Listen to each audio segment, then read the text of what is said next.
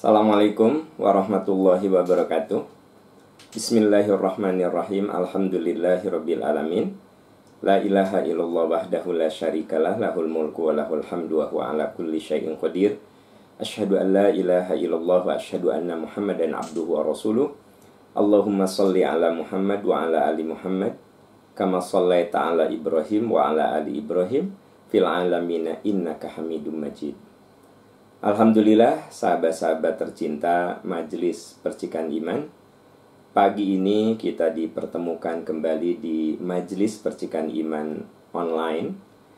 Dan Alhamdulillah, dengan pertolongan Allah, dengan izin Allah, dengan takdir yang baik, kita akhirnya bisa memasuki bulan Ramadan, bulan yang penuh keberkahan, bulan diturunkannya Al-Quran, bulan diampuninya segala dosa, bulan dibukakannya pintu-pintu surga. Sahabat-sahabat tercinta, apa yang kita mintakan kepada Allah dikabulkan.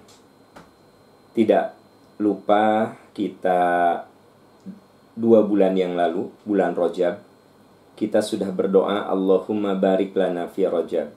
Ya Allah, berikan saya keberkahan di bulan Rajab. Wa Sya'ban, ya Allah, berikan saya keberkahan di bulan Sya'ban. Wa balighna Ramadan, ya Allah, sampaikan kami di bulan Ramadan. Nah, Alhamdulillah, doa ini oleh Allah dikabulkan. Kita sampai di bulan Ramadan, bulan yang kita tunggu-tunggu. Bapak Ibu, percayalah ada saudara-saudara kita yang sehari sebelum Ramadan Allah memanggilnya. Kita walaupun belum tentu tamat Ramadan ini kita selesaikan, tapi minimal kita sudah bisa menikmati, sudah bisa masuk ke bulan yang penuh berkah ini. Dan semoga Allah Subhanahu wa taala memberikan kekuatan kepada kita.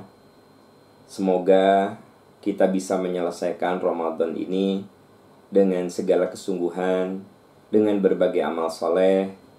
Walaupun suasana Ramadan saat ini berbeda dari Ramadan seumur hidup saya, dan mungkin seumur hidup sahabat-sahabat sekalian. Biasanya di bulan Ramadan masjid ramai dengan orang-orang melaksanakan sholat tarawih. Sekarang sepi. Tapi itu tidak mengurangi semangat ibadah kita, karena yang namanya tarawih itu bisa kita lakukan di rumah. Bisa dilakukan sendirian, bisa kita lakukan berjamaah dengan keluarga. Ya, tidak harus di masjid. Jadi jangan sampai pembatasan-pembatasan penggunaan tempat ibadah ini mengganggu kekhusyuan kita dalam beribadah. Insya Allah kita tetap semangat, kita tetap berusaha mengisi hidup dengan amalan-amalan soleh. Sahabat-sahabat sekalian, hari ini kita akan membahas tema baru, ya, karena yang kemarin sudah kita selesaikan. Sekarang kita akan membahas dalam beberapa pertemuan tema gapai kemuliaan di bulan yang penuh berkah. Itu tema kita, ya. Gapai kemuliaan di bulan yang penuh berkah. Sahabat-sahabat tercinta, manusia itu oleh Allah diciptakan mulia. Ini dasar yang pertama harus kita pahami. Allah itu menciptakan kita dalam keadaan mulia.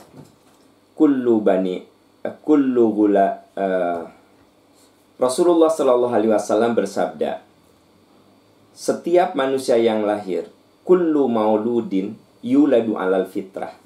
Setiap manusia yang lahir suci. Berarti kan aslinya manusia itu suci. Atau teman-teman bisa lihat, coba di rumah masing-masing. Seperti biasa di Majelis Percikan Iman, kita buka Al-Quran bareng-bareng, ya. Coba dilihat surat Al-Isra, ya. Surat Al-Isra. Coba dicek suratnya. Ayat 70. Surat Al-Isra ayat 70. Mari kita telaah. Sudah ditemukan? surat dan ayatnya. A'udzubillahi minasyaitonirrajim. Walaqad karramna bani Adam fil barri walaqad karramna bani Adam wa hamalnahum fil barri wal bahri wa razaqnahum minat thayyibat wa faddalnahum ala katsirin mimman khalaqna tafdila. Ya. Itu ayatnya. Sahabat-sahabat bisa cek. Coba cek, ya. Walaqad karramna bani Adam. Sungguh kami telah muliakan. Anda lihat. Walaqad karramna bani Adam. Sungguh kami telah muliakan manusia. Wa hamalnahum fil barri wal bahri. Dan kami angkut mereka di daratan dan di lautan. Jadi Allah sudah takdirkan yang namanya manusia itu dia bisa mengarungi daratan, bisa mengarungi lautan, ya. Kemudian warazaqnahu minat thayyibat. Kami berikan kepada mereka rizki yang baik-baik. Jadi yang dianjurkan untuk dimakan manusia adalah yang baik-baik. Baik untuk dirinya. Thayyib, ya. Selain thayyib di ayat yang lain halal. Jadi kita disuruh untuk menikmati rezeki yang thayyib, yang baik untuk kita. Karena begini, baik untuk saya belum tentu baik untuk Anda. Ya. Kenapa? Mungkin kondisi kesehatannya berbeda, begitu. Oleh sebab itu setiap orang harus berusaha untuk memberikan nutrisi kepada dirinya yang thayyib, yang baik. Wa faddalnahum ala katsirin mimman khalaqna tafdila. Dan kami muliakan. Nah, teman-teman sekalian, sahabat-sahabat sekalian, dan kami lebihkan mereka, manusia, di atas banyak makhluk yang kami ciptakan dengan kelebihan yang banyak. Dan kami lebihkan. Ayat ini dimulai dari apa? Walaqad karramna. Kami telah muliakan manusia. Lalu ujung dari ayat ini, dan kami lebihkan manusia dari makhluk-makhluk yang Allah ciptakan. Sahabat-sahabat tercinta, ini ayat menggambarkan bahwa aslinya manusia itu apa? Sejak penciptaan awal sudah memang mulia. Ini yang harus kita syukuri. Lalu di surat lain, ini surat yang ada di Juz Amma, yakin kita sering membacanya, ya. Walaqad khalaqnal insana. Dan kami telah menciptakan manusia apa? Fi ahsani takwim. Dalam bentuk yang sebaik-baiknya. Jadi Allah telah ciptakan manusia dalam bentuk yang sebaik-baiknya. Ayat ini memberikan isyarat bahwa memang manusia itu dari awal sudah tercipta mulia. Itu yang perlu kita garis bawahi. Tetapi ketika manusia itu menjalani kehidupan, ya, ketika manusia itu menjalani kehidupan, ada saat manusia itu keluar dari aturan-aturan yang Allah tentukan. Maka manusia yang tadinya mulia, tsumma radadnahu asfala safilin. Kami biarkan manusia meluncur jatuh ke derajat yang paling rendah. Manusia itu tadinya mulia, tapi ketika manusia melakukan pelanggaran-pelanggaran, tidak mengikuti aturan-aturan, tsumma radadnahu asfala safilin. Kami biarkan dia meluncur jauh ke bawah, jatuh ke bawah, dalam derajat yang paling hina. Teman-teman bisa lihat juga, ya. Anda coba lihat di surat Al-A'raf, ya. Coba surat Al-A'raf. Kalau tadi Al-Isra, ya. Tadi Al-Isra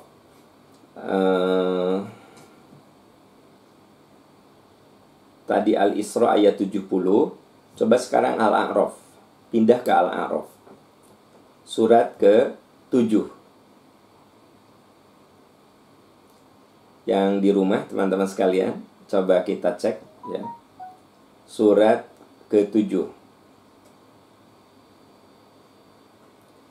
Karena ini kajiannya ya kajian Majelis Percikan Iman yang kajiannya ayat per ayat kita buka, kita telaah bareng-bareng. Coba, sudah ditemukan surat Al-A'raf ya. Lihat ayat 179. Al-A'raf 179. Coba dicek. Sudah ditemukan ya.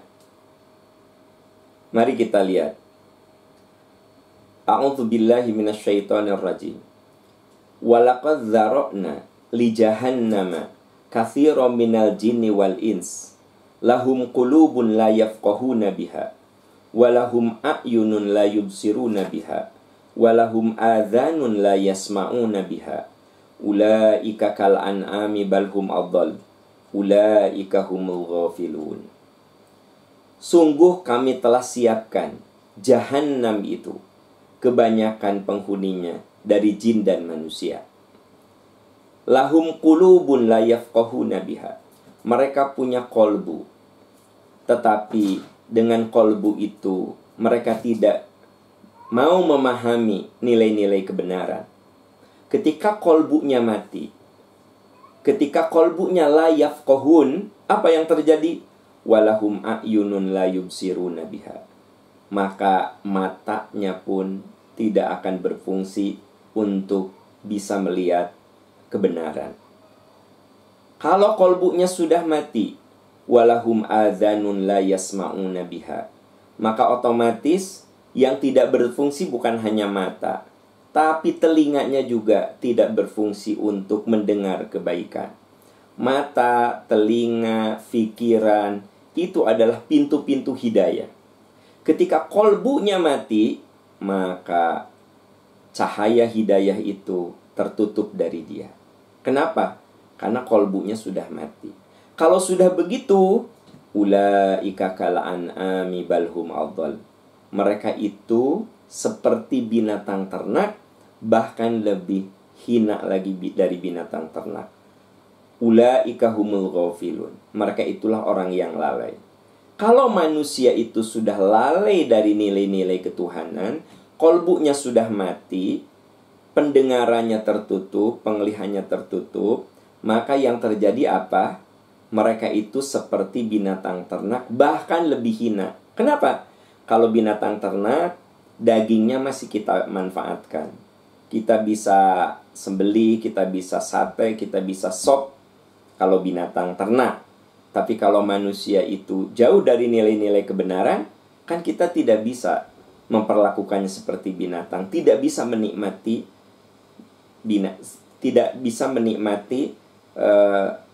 daging dan kulitnya. Kalau binatang bisa kita makan daging dan kulitnya. Nah, makanya disebut mereka itu lebih hina dari binatang ternak. Nah, sahabat-sahabat tercinta Majelis Percikan Iman, ayat-ayat ini menceritakan kepada kita, pertama, ya, tadi di dalam surat Al-Isra ayat 70, manusia itu makhluk yang dimuliakan. Bahkan Allah muliakan dari seluruh makhluk yang ada. Al-Isra 70. Di Al-A'raf 179 dijelaskan ketika manusia itu lalai dari ajaran-ajaran Allah, maka manusia meluncur jatuh. Dia lebih hina dari binatang ternak. Tsumma radadnahu asfala safilin. Kami biarkan dia jatuh meluncur ke derajat yang lebih tinggi. Nah, disinilah pentingnya materi kita hari ini. Bagaimana kita menggapai kemuliaan di bulan yang penuh berkah. Sebab walaupun Allah sudah memuliakan kita, mungkin dalam perjalanan ada perilaku-perilaku kita, omongan kita, kelakuan kita, sikap kita yang membuat kemuliaan kita ini turun. Maka mari kita gapai kemuliaan. Bagaimana caranya? Ini yang akan kita bahas di Majelis Percikan Iman ini. Bagaimana cara untuk menggapai kemuliaan? Apalagi ini di bulan yang penuh berkah, bulan Ramadan 1441 Hijrah. Ya, ada beberapa hal yang bisa kita lakukan untuk meraih kemuliaan. Pertama, kalau kita ingin dimuliakan Allah, juga dimuliakan manusia. Jadi manusia itu ada beberapa tipe. Ada yang dimuliakan Allah, dimuliakan manusia. Inilah manusia yang paling mulia. Allah memuliakannya, orang juga memuliakannya. Nah, ini yang paling menjadi cita-cita kita. Mulia di hadapan Allah, mulia di hadapan manusia. Tapi ada juga teman-teman sekalian, orang yang mulia di hadapan Allah, tapi tidak mulia di pandangan manusia. Ada orang yang di hadapan Allah itu mulia, tapi mungkin secara status sosial di mata orang itu tidak mulia. Ada orang yang pekerjaannya memungut sampah. Ada yang bekerja rendahan. Mungkin di mata orang itu bukan pekerjaan mulia, tetapi ternyata orang itu di hadapan Allah sangat mulia. Kenapa? Karena dia melakukan itu ingin mendapatkan nafkah yang halal, ingin mendapatkan harta yang halal. Dia jadi pemulung karena ingin mendapatkan nafkah yang halal. Nah, status sosial pemulung itu tidak bagus di mata manusia. Tetapi orang itu boleh jadi mulia di hadapan Allah karena dia melakukan itu untuk menjaga dirinya dari yang haram. Dia berusaha mencari yang halal, sekalipun boleh jadi orang menghinakannya. Jadi ada orang yang mulia di hadapan Allah, tapi tidak mulia di hadapan manusia. Nah, yang ketiga, ada yang mulia di hadapan manusia, tapi hina di hadapan Allah. Di hadapan manusia mulia. Mobilnya bagus, rumahnya bagus, ya, status sosialnya bagus. Tapi di hadapan Allah itu hina. Kenapa? Karena ternyata seluruh kekayaan itu kebanyakan didapat dengan cara yang haram. Jadi boleh jadi di hadapan manusia itu mulia, tapi di hadapan Allah itu hina, ya, begitu. Nah, yang ketiga, hina di hadapan Allah, hina di hadapan manusia. Nah, ini seburuk-buruk manusia. Sahabat-sahabat tercinta, hina di hadapan Allah, hina di hadapan manusia.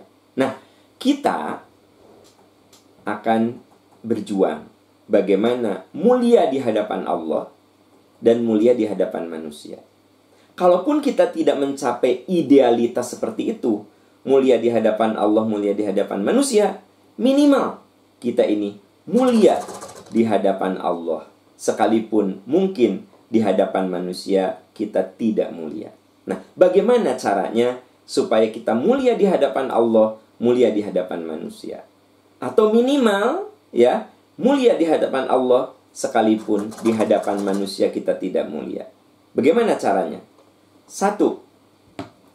Lakukan diri dengan muhasabah. Rajin muhasabah. Ini mulai dari situ. Muhasabah. Coba, kalau Anda mau memperbaiki kualitas perusahaan, apa yang Anda lakukan? Evaluasi. Ya, evaluasi. Kalau kita ingin memperbaiki kualitas keluarga, apa yang harus kita lakukan? Evaluasi. Ya. Kalau saya ingin mengukur apakah cara saya mengajar di depan mahasiswa itu bagus atau tidak, evaluasi. Ya. Jadi ternyata kalau kita ingin jadi orang yang mulia, maka lakukan muhasabah. Lakukan evaluasi diri. Kita bercermin, apa kekurangan kita, apa yang harus kita perbaiki, mana yang sudah bagus, mana yang perlu ditingkatkan. Nggak mungkin kita jadi orang mulia di hadapan Allah kalau kita tidak pernah bercermin, tidak pernah melakukan evaluasi diri. Sahabat-sahabat bisa lihat di surat Al-Hasyr ayat 18, ya. Coba lihat surat Al-Hasyr, surat ke-59. Surat ke-59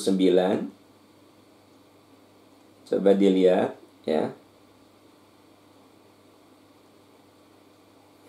Ayat 18. Yang di rumah, coba cek. Sudah ditemukan ayatnya? Surat Al-Hasyr ayat 18. Ya, sudah. Mari kita lihat sama-sama. A'udzu billahi minasyaitonir rajim. Ya ayyuhalladzina amanu ittaqullah wal tanzur nafsum ma qaddamat lighad wattaqullah innallaha khabirum bima ta'malun. Ya ayyuhalladzina amanu taqullah. Hai orang yang beriman, takwalah kamu kepada Allah. Wal tanzur nafsum ma qaddamat lighad. Hendaklah setiap orang mengevaluasi, muhasabah, introspeksi diri agar hari esoknya lebih bagus. Kalau hari esok kita lebih bagus, kalau hari esok kita ingin lebih bagus, hari esok di sini bisa bermakna hari besok secara definitif, sekarang hari Ahad, besok hari Senin. Bisa juga hari esok ini adalah tahun ini dibanding tahun depan harus lebih bagus. Bisa juga hari esok ini akhirat kita harus lebih bagus daripada dunia kita. Jadi hari esok itu maknanya bisa letterlek, bisa maknawi. Hai orang yang beriman, takwalah kamu kepada Allah, dan hendaklah setiap orang melihat apa yang sudah dilakukannya agar hari esoknya lebih bagus. Agar hari esoknya lebih bagus. Wattaqullah, takwalah kamu kepada Allah. Innallaha khabirum bima ta'malun. Allah Maha tahu apa yang kamu perbuat, apa yang kamu lakukan. Nah ini, sahabat tercinta, kalau kita ingin dimuliakan Allah, mulai dari introspeksi diri. Introspeksi diri, bisa diri kita sendiri yang melakukan. Kita introspeksi apa yang menjadi kelemahan kita, apa yang harus kita perbaiki. Kita sendiri yang melakukan evaluasi. Atau bisa juga kita bertanya ke orang-orang yang terdekat dalam lingkaran hidup kita. Tanya anak kita, tanya istri kita, tanya teman kita, apa kekurangan diri kita. Tapi kalau mereka memberitahu, nggak usah marah. Kita harus senang hati. Ketika ditanya, ya, ayah, kalau kelemahan mamah teh apa selama 12 tahun rumah tangga, sok bilang apa yang harus mamah perbaiki. Kata suami teh, oh iya mamah teh ibadahnya rajin, saum Senin Kamisnya rajin. Hanya mamah teh kalau ngomong sok nyelekit, itu aja sih kelemahan mama. Begitu dikasih tahu gitu, istrinya malah marah. Kamu jangan baperan atuh ayah. Ayah manuk gitu-gitu baperan. Katanya nanya apa kekurangan mama. Begitu dikasih tahu sama suami, malah jadi marah. Nyebut nate baperan suami teh. Nah, jangan begitu.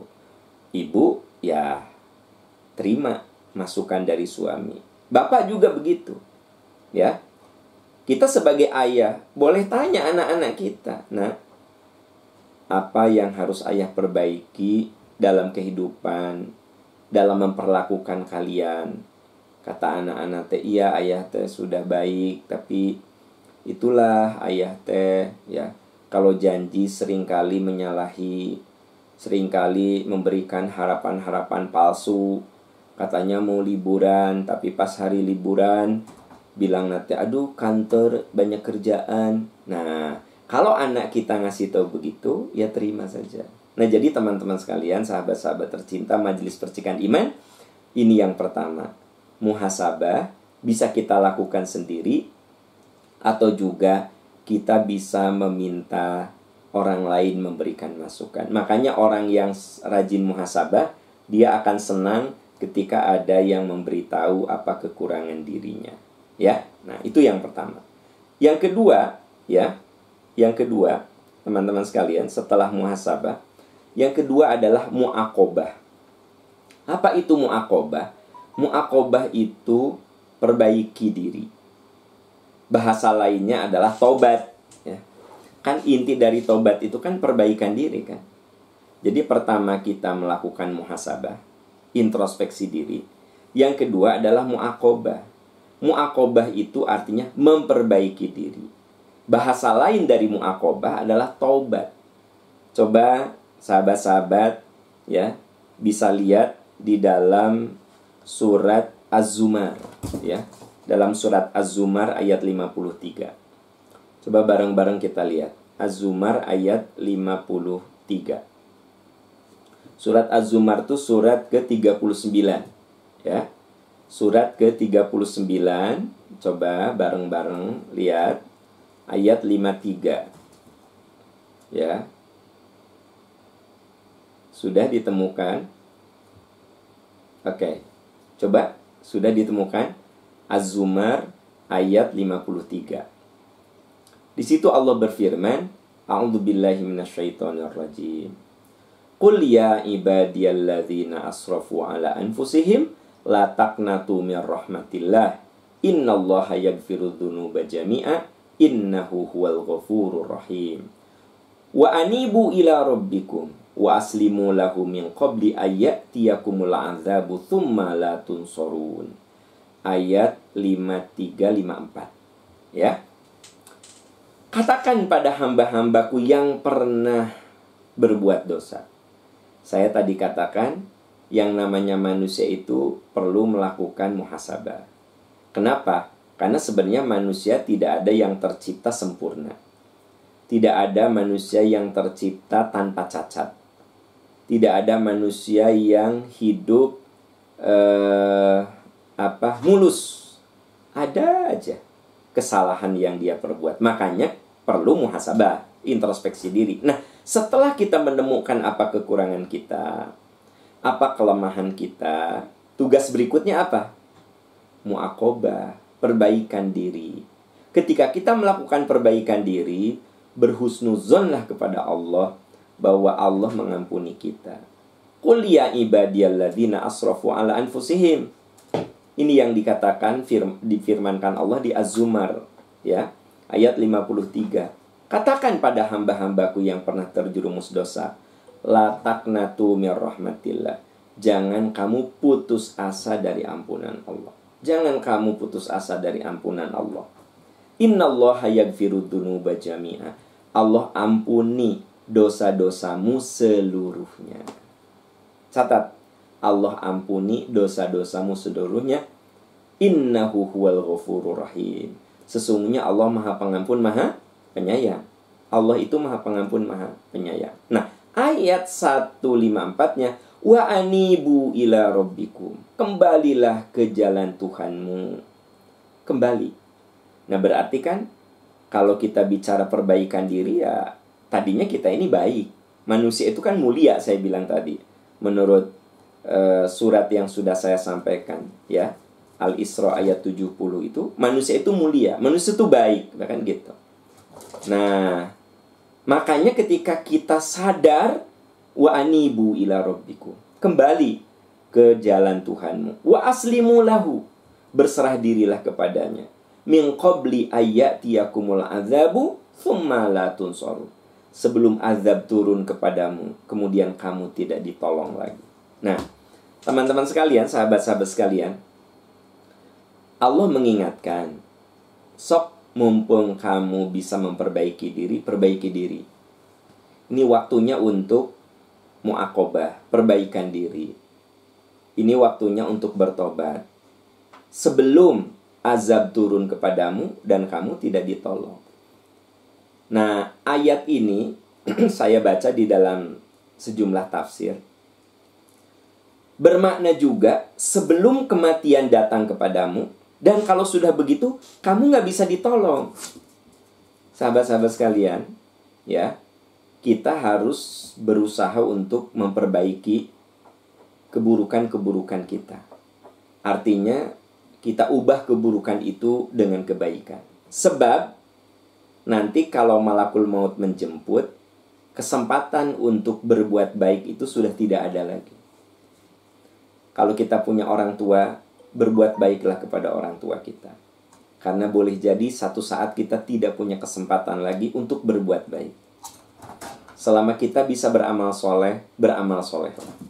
Seboleh jadi satu saat kita tidak punya kesempatan lagi untuk beramal soleh. Boleh jadi tadinya kita bergelimang dengan kekayaan.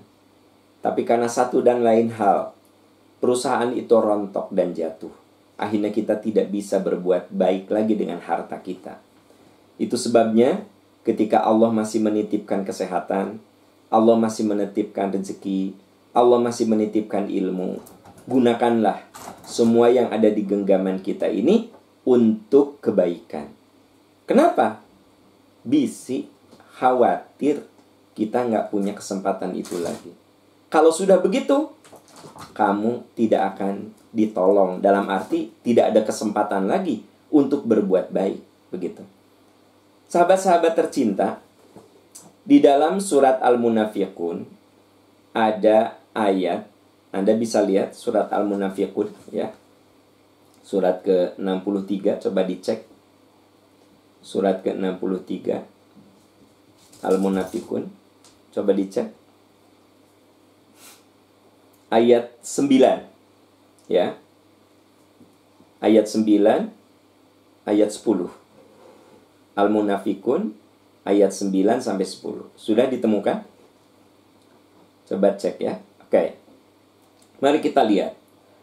A'udzubillahi minasyaitonirrajim. Ya ayyuhalladzina amanu. Hai orang-orang yang beriman. La tulhikum amwalukum wala auladukum an dzikrillah.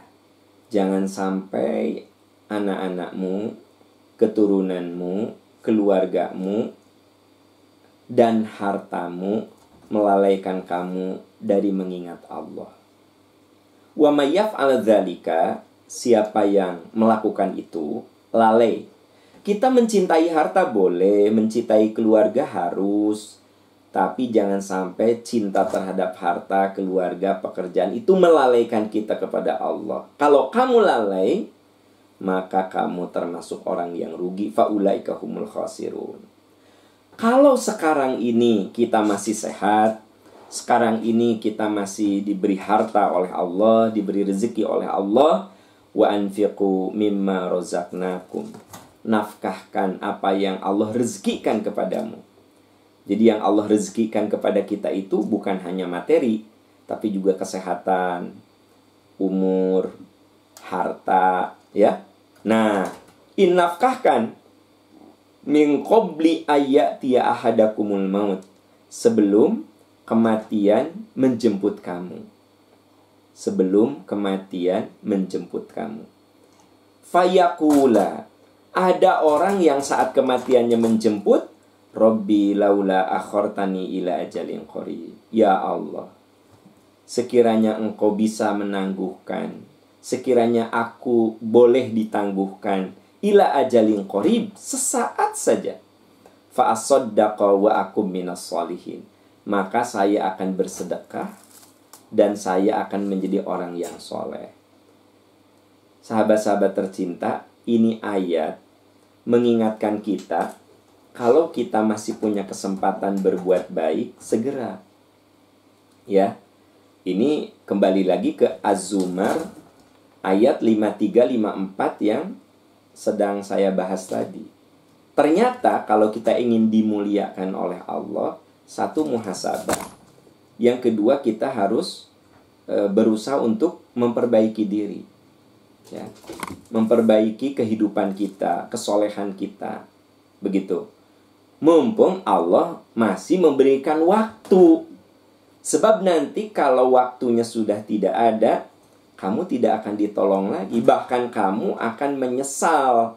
Nah, ini dikuatkan oleh surat Al-Munafiqun ayat 9-10. Lalu ditegaskan di ayat 11-nya, wala yu'akhirallahu nafsan idza jaa ajaluha. Dan apabila ajal seseorang tiba, seorang pun tidak ada yang bisa menangguhkannya. Wallahu khabirum bima ta'malun. Dan Allah Maha tahu atas apa yang kamu kerjakan. Nah, ini sahabat-sahabat tercinta. Jadi kalau kita ingin dimuliakan oleh Allah, dan syukur-syukur nanti dimuliakan oleh manusia, maka yang pertama adalah kita harus muhasabah. Ya. Al-Hasyr ayat 18. Kemudian kita harus muaqabah, memperbaiki diri, bertobat. Surat tadi yang sudah saya sampaikan, Az-Zumar ayat 53-54, dan surat Al-Munafikun ayat 9 sampai dengan 11. Begitu. Nah, yang ketiga, kalau kita ingin dimuliakan, kita harus uzlah. Apa itu uzlah? Uzlah itu artinya memisahkan diri, mengasingkan diri. Bagaimana mungkin di era seperti sekarang ini mengasingkan diri? Nah, ini maksud uzlah di situ. Kita punya waktu tertentu untuk mengasingkan diri. Contoh, ketika orang-orang tidur lelap, kita bangun jam 3 pagi. Orang masih tidur lelap, kita bangun. Itu artinya kita mengasingkan diri. Ya, begitu. Ketika orang-orang jam segini nonton sinetron lah, nonton televisi lah, hiburan itu ini, kita bermajelis taklim secara online di sini. Maka kita artinya sedang beruzlah, memisahkan diri dari apa yang banyak dilakukan orang untuk melakukan sebuah kebaikan. Itu namanya uzlah. Ya. Ba'da maghrib, ada yang kebanyakan orang mungkin ba'da maghrib itu dia melakukan aktivitas-aktivitas yang kurang berguna. Anda isi ba'da maghrib sampai dengan isya itu dengan membaca buku, dengan membaca Al-Quran. Itu namanya uzlah. Jadi uzlah itu asal arti kata mengasingkan diri. Asal arti kata uzlah itu mengasingkan diri. Tapi bukan berarti Anda kemudian sekarang ini jadi berpindah ke gunung, ya kan gitu. Di gunung yang gak ada siapa-siapa. Bukan begitu. Anda tetap di rumah Anda. Kita tetap di kota kita, di kampung kita, di kampung halaman kita, tetap.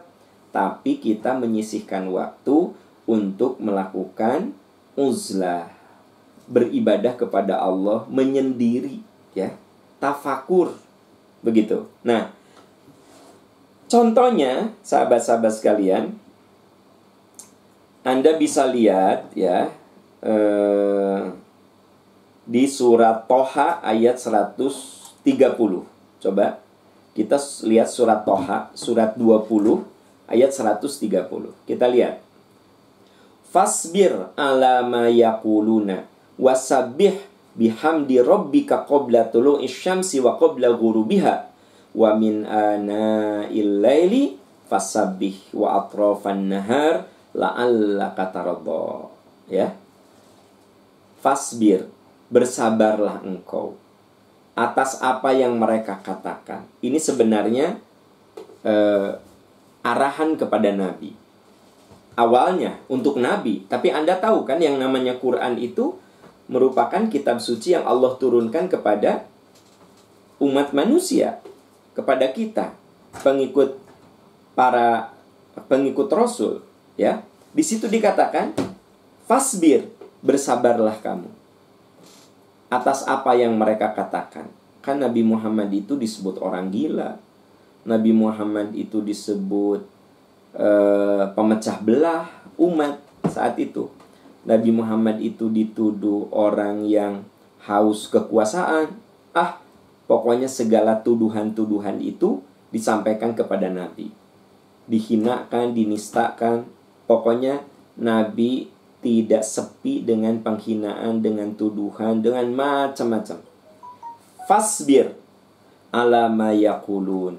Sabarlah atas apa yang mereka katakan. Wasabbih bihamdi rabbika qabla tulu'is syamsi wa qabla ghurubiha. Dan bertasbihlah, maha sucikanlah Allah dengan memuji Tuhanmu sebelum matahari terbit dan sebelum matahari terbenam. Nah, jadi yang dimaksud dengan uzlah di sini, kita tidak terlalu memperdulikan hinaan orang, cacian orang, makian orang. Kita berbuat saja. Kita maha sucikan Allah, ya, dengan aktivitas, dengan kegiatan, dengan action, dengan kelakuan yang positif, qabla tulu'i syamsi wa qabla ghurubiha. Sebelum matahari terbit dan sebelum matahari terbenam. Maksudnya apa? 24 jam. Kata-kata sebelum matahari terbit, sebelum matahari terbenam. Maksudnya apa?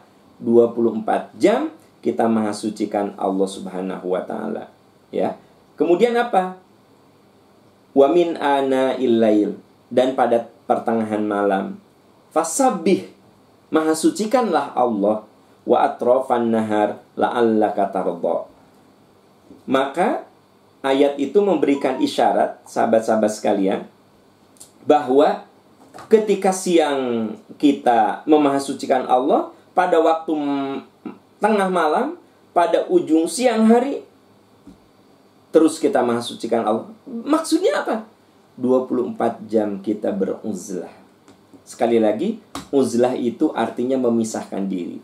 Tapi yang dimaksud dengan memisahkan diri di sini, kita berusaha mengisi waktu-waktu kita dengan amalan-amalan yang Allah ridho. Dengan memanjatkan doa, dengan sholat, dengan zikir, dengan wirid, dengan baca Al-Quran. Nah, itu namanya uzlah, ya. Nah, kita sekarang lagi uzlah. Kita sedang melakukan perenungan. Ini namanya uzlah karena kita berusaha untuk meninggalkan dulu aktivitas yang biasa. Kita mencoba menelaah ayat-ayat Allah. Itu kan namanya uzlah, memisahkan diri, mengasingkan diri untuk melakukan sesuatu yang bersifat perenungan. Ya, itu namanya uzlah.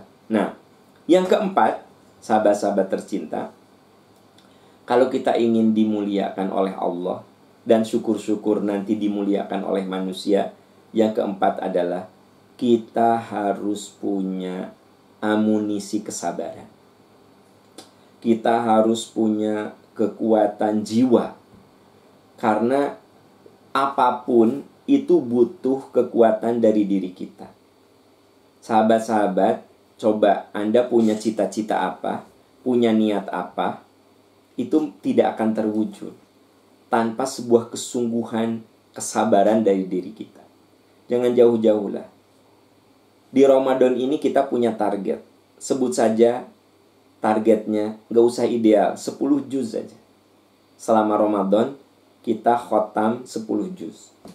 Gak akan terwujud tanpa sebuah kesabaran. Boro-boro 10 juz, Anda tentukan 1 juz saja.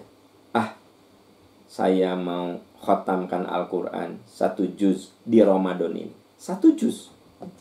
Saya yakin Anda tidak akan bisa menamatkannya. Walaupun 1 juz. Kenapa? Kalau nggak ada kesabaran. Jadi, amunisi kesabaran itu harus ada dalam diri kita untuk supaya kita dimuliakan. Apapun itu butuh amunisi kesabaran. Nah, jadi poin yang keempat, kalau kita ingin dimuliakan Allah dan dimuliakan manusia, jadilah orang-orang yang sabar. Apalagi di situasi seperti sekarang ini, kita betul-betul butuh amunisi kesabaran yang luar biasa. Sabar dengan kekurangan harta, sabar dengan situasi yang ada, ya, sabar menghadapi suami, sabar menghadapi istri, sabar menghadapi anak-anak, begitu. Ada yang WA ke saya, Ustadz, di suasana seperti ini, justru saya nggak bisa sabar ngadepin suami. Ada juga yang, saya nggak bisa sabar ngadepin istri. Ternyata kalau 24 jam terus-terusan, 30 hari dalam sebulan, di rumah terus itu, istri sensitif, suami sensitif. Butuh sabar. Tapi ada juga, justru dengan suasana seperti ini, kerja dari rumah, ibadah di rumah, kedekatan dia dengan istrinya, dengan suaminya, dengan anak-anaknya makin solid. Jadi situasi setiap keluarga itu ternyata beda-beda. Ya. Yang namanya orang, ada yang curhat itu macam-macam, ya. Ada yang, aduh ya Allah, nikmat sekali ya, baru kali ini saya merasakan begitu dekatnya dengan suami dan anak-anak, begitu dekatnya dengan istri dan anak-anak. Karena 24 jam saya bareng sama mereka, selama 1 bulan ini saya bareng terus. Jadi dia bersyukur. Tapi ada juga yang rudet. Ya Allah, capek banget. Aku sih bukan capek apa-apa, itu ngadepin suami di rumah, anak-anak di rumah. Ya berarti beda-beda ya setiap orang. Makanya amunisi kesabaran. Anda bisa lihat di Ali Imran 200. Ali Imran 200. Coba cek. Ya ayyuhalladzina amanusbiru wasobiru warobitu wattaqullaha la'allakum tuflihun. Hei orang beriman, sabarlah kamu. Kuatkanlah kesabaranmu. Takwalah kamu kepada Allah. Semoga kamu sukses melewati ujian. Jadi sahabat-sahabat sekalian, ternyata kalau kita ingin dimuliakan itu, yang keempat adalah kita punya amunisi kesabaran. Nah, coba teman-teman lihat surat Ar-Ra'd ayat 23-24. Coba lihat Ar-Ra'd ayat 23-24. Ya. Kalau tadi surat apa? Ali Imran 200 ya, udah dicatat ya. Ali Imran 200 tentang sabar. Ali Imran 200. Nah, sekarang saya ingin memberikan ilustrasi bagaimana sabar itu bisa membuat kita mulia di hadapan Allah. Bahkan boleh jadi mulia di hadapan manusia.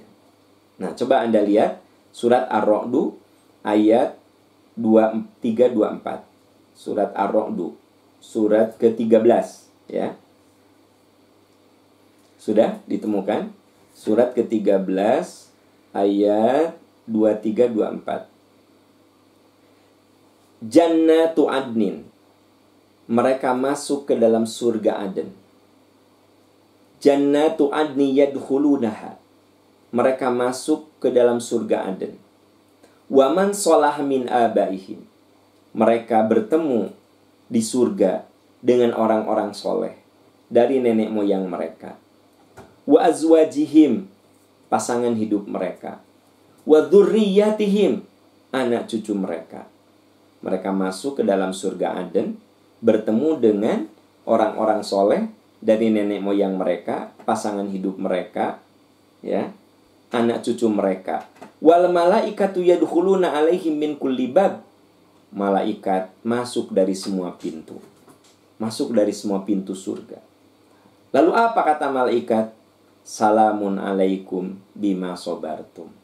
Selamat, Anda masuk surga karena Anda sabar. Tuh, coba lihat teman-teman. Salamun alaikum bima sobartum. Selamat, kalian masuk surga, kalian dimuliakan oleh Allah bima sobartum, karena kalian sabar. Fani ma'uqbadar.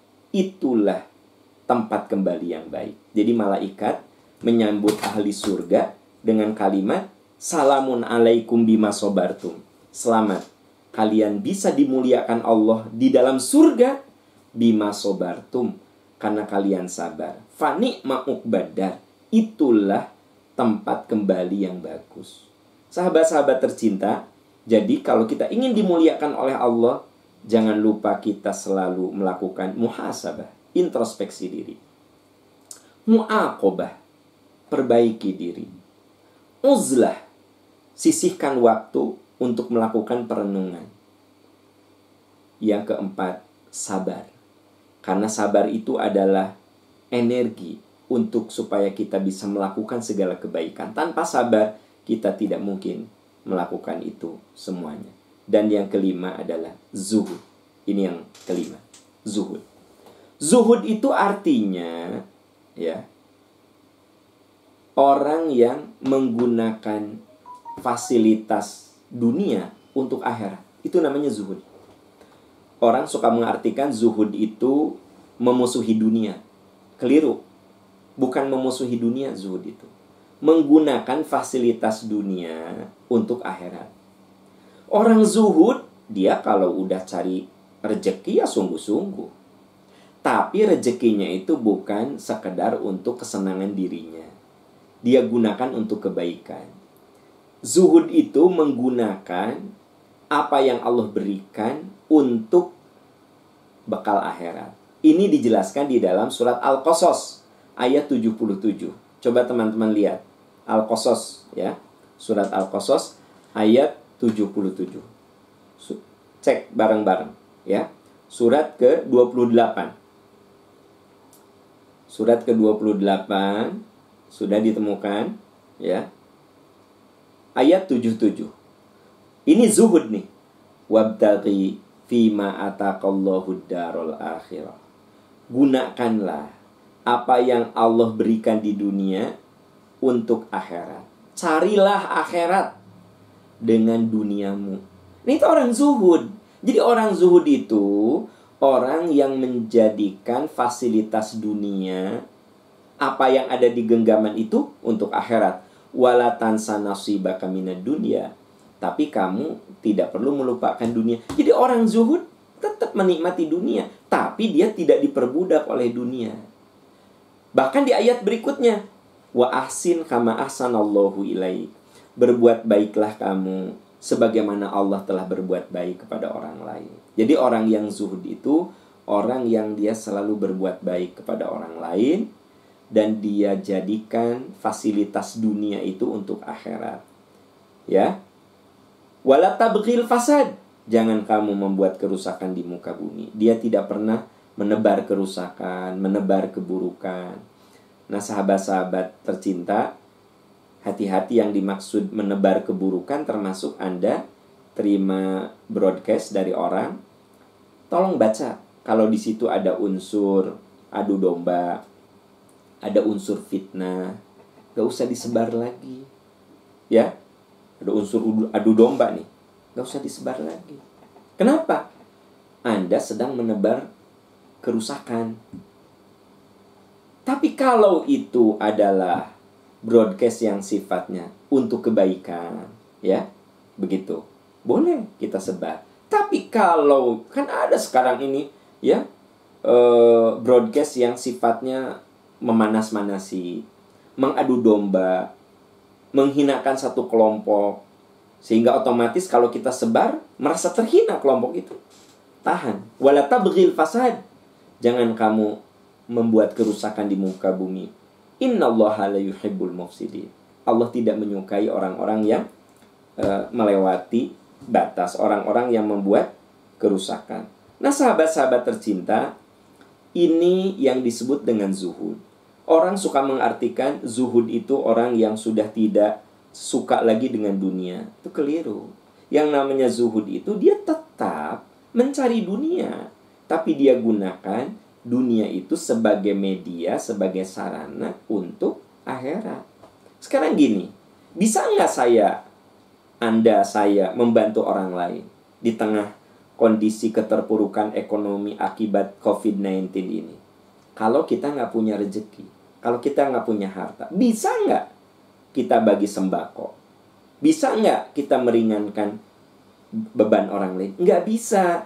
Jadi kita kudu punya sesuatu. Nah, orang zuhud itu dia bekerja keras cari dunia. Tapi begitu dunia itu sudah ada di genggamannya, hidupnya bukan life just for life, hidup untuk hidup, tapi hidup untuk kehidupan yang abadi. Ini yang dijelaskan di Al-Qasas ayat 77. Nah, sahabat-sahabat tercinta, itu 5 rumus agar kita mulia di hadapan Allah. 1, muhasabah, introspeksi diri. 2, muaqabah, kita lakukan perbaikan diri. Yang ketiga, uzlah, sisihkan waktu untuk melakukan perenungan. Yang keempat, asah jiwa kita agar kita punya amunisi kesabaran yang tak terhingga. Dan yang kelima, kita gunakan fasilitas dunia yang Allah titipkan untuk kehidupan akhirat nanti. Orang yang zuhud adalah orang yang menggunakan, dia tidak pelit dengan apa yang ada di genggamannya untuk meringankan orang lain. Sahabat-sahabat tercinta, itu 5 langkah agar kita bisa meraih kemuliaan. Semoga Ramadan ini menjadi bulan yang lebih mengangkat kita menjadi orang-orang yang mulia. Itu sahabat-sahabat tercinta yang bisa saya bahas. Insya Allah minggu depan kita bertemu lagi di majelis percikan iman online. Semoga Allah memberkahi kita, selalu menolong kita, selalu menaungi kita semua. Selamat menunaikan ibadah saum. Semoga Allah senantiasa memberkahi. Subhanaka Allahumma wa bihamdika asyhadu an la ilaha illa anta astaghfiruka wa atubu ilaik. Walhamdulillahi rabbil alamin. Wassalamualaikum warahmatullahi wabarakatuh.